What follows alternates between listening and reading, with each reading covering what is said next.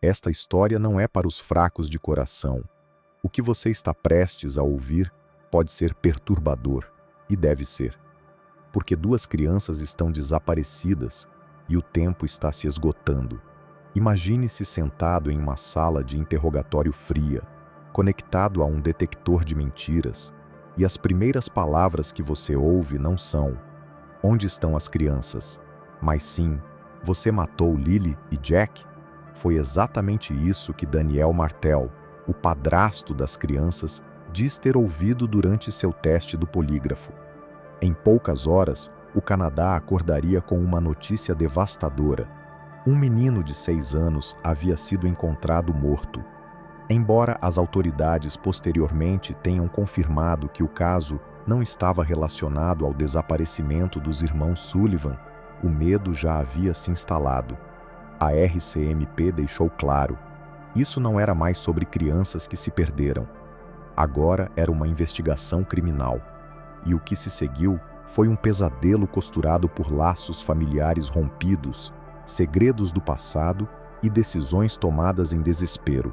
A mãe, Malahia Brooks Murray, fugiu com sua filha recém-nascida, violando ordens de proteção infantil. O pai biológico, ausente há anos e com um passado criminal, de repente estava sob investigação. E então, um parente se apresentou, afirmando saber exatamente para onde as crianças haviam sido levadas. Ele disse que Jack ainda poderia estar vivo. A partir desse momento, o caso Sullivan deixou de ser apenas um boletim de desaparecimento. Tornou-se uma corrida contra o tempo, uma busca desesperada por um menino de 4 anos que talvez fosse o último que ainda poderia ser salvo. Hoje, examinamos o desaparecimento angustiante de Lily e Jack Sullivan, 2 irmãos que desapareceram em silêncio na Nova Escócia, e o mistério que se desenrola, deixando um país inteiro em busca de respostas. Lily Sullivan, com apenas 6 anos, era uma sonhadora. Tinha cabelos castanhos suaves, um espacinho entre os dentes da frente que tornava seu sorriso inesquecível, e uma risada capaz de dissipar qualquer tensão em um cômodo. Amava histórias de princesas, artes bagunçadas e se esconder em fortalezas de cobertores com o irmãozinho. Para a avó, Lily era nossa pequena princesa, a primeira neta da família, de olhos brilhantes e coração gentil. Jack Sullivan, com apenas 4 anos, era o sério. Não sorria com facilidade. Podiam fazer cócegas e ele apenas olhava fixamente, como se estivesse analisando cada movimento. Seu olhar profundo e pensativo fazia muitos dizerem que ele era uma alma antiga. Jack era fascinado por dinossauros e insetos. Podia passar horas olhando para pedras no quintal, completamente imerso em seu pequeno mundo. Os 2 irmãos eram inseparáveis. Foram vistos juntos pela última vez, de mãos dadas, caminhando por um shopping em New Glasgow, no dia anterior ao desaparecimento. Seria a última vez que alguém veria as 2 crianças vivas. Lily era a protetora. Jack, a sombra silenciosa que a seguia por toda parte. É fácil vê-los apenas como nomes em uma manchete, mas eles eram crianças reais. Tinham lanches preferidos, músicas para dormir e festas de aniversário. Tinham uma mãe que um dia lhes contou histórias, uma avó que chorava ao lembrar de seus abraços, e um pai que se afastou. A última vez que a avó os viu foi quase 2 anos antes do desaparecimento. Ela ainda se recorda do rosto sério de Jack e da empolgação de Lily ao falar sobre a escola. Chama essas lembranças de os últimos pedaços deles que ainda posso segurar. E agora, uma das crianças pode estar perdida para sempre. E a outra, se ainda estiver viva, está sozinha, sem sua irmã, em um mundo cruel demais para alguém tão pequeno. Para entender como Lily e Jack desapareceram, é preciso entrar no coração da família deles, um sistema fraturado de amor, ressentimento e tensões antigas que ninguém viu chegar. O pai biológico, Cody Sullivan, já esteve presente. Mas quando o relacionamento com a mãe das crianças, Malahia Brooks Murray, terminou, Cody escolheu desaparecer de suas vidas. Quando Malahia entrou com pedido de guarda total, ele teria dito: "Chega, estou fora, não quero mais nada com isso." Ele não via os filhos há anos. Isso deixou Malahia como principal responsável, criando Lily e Jack ao lado de seu novo companheiro, Daniel Martel, o padrasto. À primeira vista, a casa parecia comum, mas as rachaduras já estavam lá, prontas para se abrir. A própria família de Malahia a descrevia como uma mulher calma, de fala mansa, uma mãe que nunca levantava a voz. Mas, após o desaparecimento das crianças, os parentes ficaram chocados com o que encontraram dentro da casa. "Parecia um acampamento", disse um familiar. "Completamente negligenciado. Não parecia a Malahia que eu conhecia." Os serviços de proteção à criança já tinham um processo aberto sobre a família meses antes.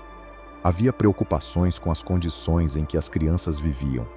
Os detalhes continuam sob sigilo, mas uma coisa é certa: o sistema já estava observando.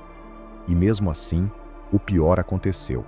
Então veio um movimento que chocou a todos. Apenas um dia após o desaparecimento, Malahia saiu de casa, bloqueou Daniel nas redes sociais e mudou seu status de relacionamento para solteira. Pouco depois, fugiu da casa da mãe levando sua filha de 1 ano, Meadow, violando ordens de proteção infantil. Muitos hoje veem esse gesto como um ato de pânico ou de culpa. O governo agiu rapidamente. Meadow foi colocada sob custódia do Estado. Em questão de dias, Malahia perdeu os 3 filhos. E enquanto a suspeita pública recaía sobre o padrasto, Daniel entregou voluntariamente seu celular, seus dados e registros de GPS. Ele até solicitou um teste do polígrafo para provar sua inocência. Quando perguntado como se sentiu durante o teste, disse: "Imagine estar sentado numa sala ligado a fios e a primeira pergunta ser: você matou Lily e Jack?" Tudo na dinâmica dessa família, abandono, instabilidade, suspeitas, alimentava a sensação de que isso não era apenas um desaparecimento, era o desmoronar de algo muito mais sombrio. 1º de maio de 2025, câmeras de vigilância em New Glasgow registraram o que seriam as últimas imagens conhecidas de Lily e Jack Sullivan. Eles apareciam com a mãe, Malahia, e o companheiro dela, Daniel, caminhando pelo estacionamento do Highland Square Mall. Naquela tarde, tudo ainda parecia normal, mas dentro de 24 horas, as crianças desapareceriam. Na manhã de 2 de maio, o pânico se instalou. Malahia ligou para os serviços de emergência e relatou o desaparecimento das crianças. Disse à família que elas haviam sumido no início do dia. Mas algo por trás dessa versão não batia.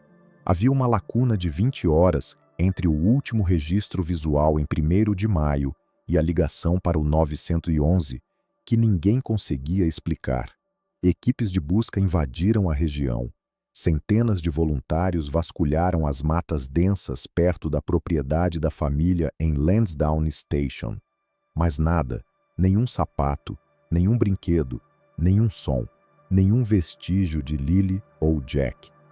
As autoridades agiram rapidamente. O caso foi imediatamente classificado como suspeito, não por causa de uma prova concreta, mas justamente pela ausência de qualquer pista. Nenhuma testemunha confiável, nenhuma cena de acidente, nenhum rastro. As crianças simplesmente sumiram. Então surgiu uma pista. Um parente alegou que cães farejadores detectaram o cheiro das crianças à beira da estrada, onde o rastro parava abruptamente, sugerindo fortemente que elas haviam sido levadas por um veículo. Pouco depois, surgiram relatos não confirmados de que Lily e Jack poderiam ter sido vistos do outro lado da fronteira do Zesiburicuia, em Plattsburgh, Nova York. Foi nesse momento que Daniel, o padrasto, começou a sentir o peso da suspeita. Pediram que ele fizesse um teste do polígrafo. Ele passou, mas as perguntas feitas o abalaram. Você foi cúmplice de um assassinato? Você sabe como as crianças morreram? Em nenhum momento os investigadores perguntaram se as crianças estavam apenas perdidas. Toda pergunta partia do pressuposto de que elas já estavam mortas. Em meio a esses acontecimentos, Malahia fugiu. Deixou a casa da mãe no meio da noite, levando sua filha bebê, Meadow, e violando os protocolos de proteção infantil. A CPS tentou impedi-la. Não conseguiu. Pouco tempo depois, as autoridades assumiram a custódia de Meadow, deixando Malahia sem nenhum dos seus filhos. E então, semanas depois, a tragédia se impôs com força total. O corpo de um menino de 6 anos foi encontrado em Cold Lake, Alberta. A princípio, o país inteiro entrou em pânico. Temia-se que fosse Jack ou Lily, mas era outra criança, Ibukun Adenii, sem qualquer ligação com o caso Sullivan. Ainda assim, para a família de Lily e Jack e para o Canadá, aquilo não foi apenas um alerta. Foi um lembrete sombrio do que ainda poderia acontecer. A investigação mudou.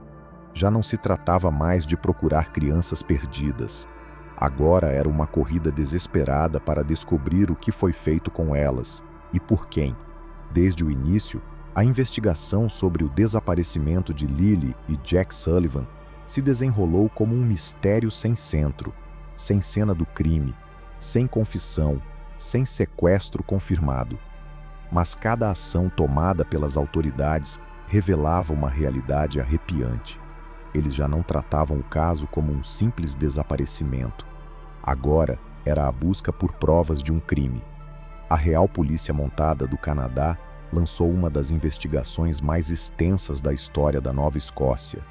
11 divisões da RCMP participaram, junto com o Centro Canadense de Proteção à Criança. Mais de 500 denúncias foram enviadas pelo público. As autoridades realizaram mais de 54 entrevistas formais e analisaram centenas de horas de imagens de vigilância, cobrindo um raio de 8 quilômetros ao redor da casa dos Sullivan.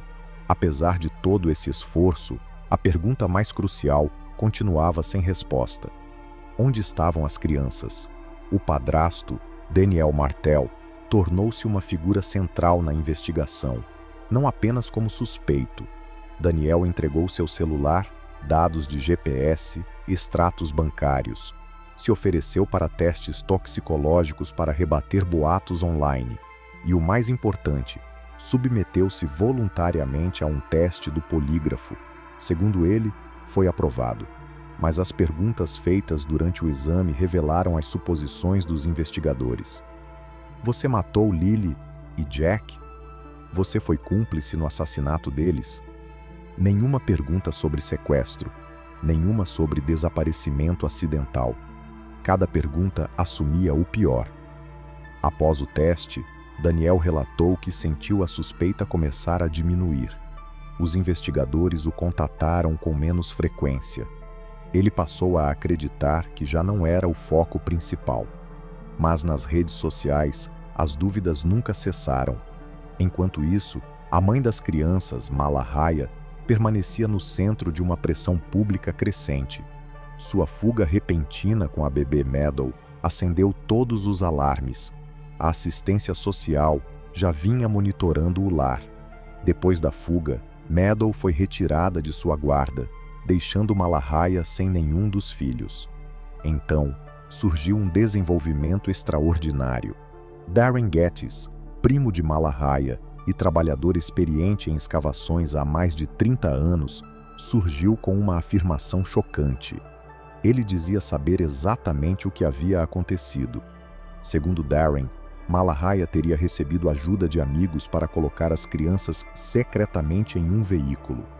Ele afirmou estar 1000% certo de que Jack ainda estava vivo e que deixou-se ser ouvido de propósito, esperando provocar uma reação. Suas palavras causaram ondas no caso. Pouco depois de Darren mencionar um nome, Malahia teria entrado em pânico e fugido novamente, reforçando as suspeitas de que ela sabia mais do que dizia. Mas mesmo assim, ninguém foi acusado. Ninguém foi preso. O caso continua aberto oficialmente sob a Lei de Pessoas Desaparecidas. Até hoje não houve julgamento. Nenhum suspeito foi identificado publicamente. O sistema jurídico espera, algemado pela falta de provas, assombrado pelo silêncio e movido por um único objetivo urgente: encontrar Jack antes que seja tarde demais. Quando a notícia do desaparecimento de Lily e Jack Sullivan veio à tona, não foi apenas uma cidade que tremeu, foi um país inteiro. Na Nova Escócia, a resposta foi imediata. Centenas de voluntários se lançaram às florestas, vasculhando cada centímetro em busca das crianças. Comerciantes locais doaram comida e suprimentos. Desconhecidos se uniram a parentes aflitos, sustentando a mesma esperança frágil: que Lily e Jack estivessem apenas perdidos e que logo seriam encontrados. Mas a esperança se transformou em horror à medida que os dias passavam.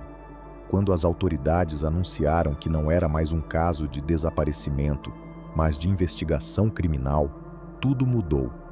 Em 19 de junho, o governo da Nova Escócia ofereceu uma recompensa inédita de 150 mil, não para encontrar crianças perdidas, mas por informações que levassem à resolução de um crime grave. A procuradora-geral Becky Drewan falou à imprensa com a voz embargada.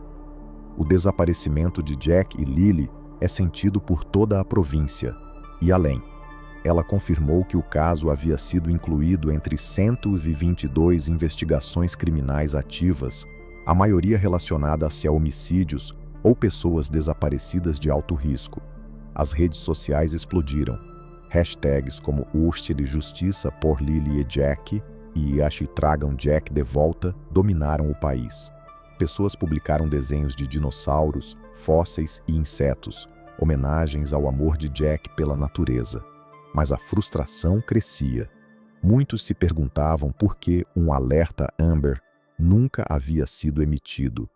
As autoridades explicaram que, segundo o protocolo canadense, um alerta Amber exige um suspeito conhecido ou veículo identificado. Para o público, porém, parecia uma falha. Mais uma vez, o sistema reagiu tarde demais. E então vieram os rumores. Especulações tomaram conta da internet. A mãe era culpada? O padrasto mentia? Teria sido alguém de fora? Algumas teorias tornaram-se cruéis. Daniel, emocionalmente destruído, implorou ao público que parasse. Tem tanta gente fazendo drama e esquecem que somos nós que estamos sentindo a falta deles. Mesmo assim, entre todo o ruído, uma verdade permanecia inalterada. Lily e Jack continuavam desaparecidos, e Jack, com apenas 4 anos, talvez ainda estivesse vivo. Nas semanas que seguiram o anúncio da recompensa, milhares de lares acenderam velas nas varandas. Pais abraçaram seus filhos com mais força, e uma avó, Belinda Gray, que até então permanecia em silêncio, enfim falou. Meu coração me diz que eles se foram, disse ela chorando. Mas se ainda existe uma chance, mesmo que mínima, de que Jack esteja lá fora, alguém precisa falar. E ela não estava sozinha. Por todo o Canadá, pessoas falaram, pessoas compartilharam, pessoas procuraram e, acima de tudo, esperaram.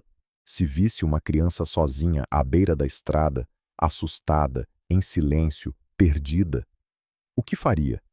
Esta história não é apenas sobre Lily e Jack Sullivan.